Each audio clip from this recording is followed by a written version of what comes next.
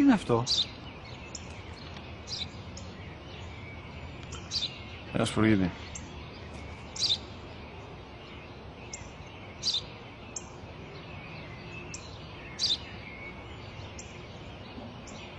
Τι είναι αυτό?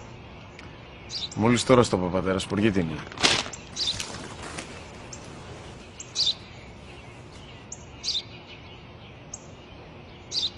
Τι είναι αυτό? Ένα σπουργίτη είναι, πατέρα. Ένα σπουργίτη. Σπου-γι-τι!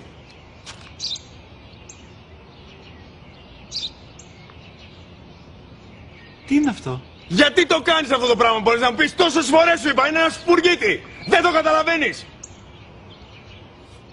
Πού πας?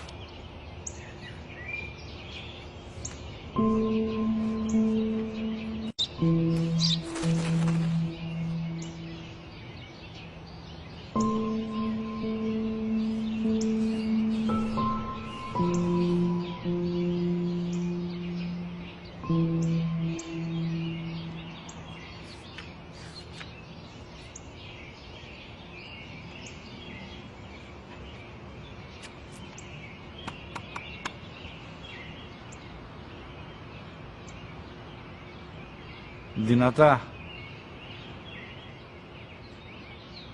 Σήμερα ο μικρός μου γιος που πριν λίγες μέρες έκλεισε τα 3 καθόταν μαζί μου έξω στο πάρκο όταν ένας σπουργίτη ήρθε και κάθισε απέναντί μας. Ο γιος μου με ρώτησε 21 φορές τι ήταν αυτό και το απάντησα και τις 21 φορές ότι ήταν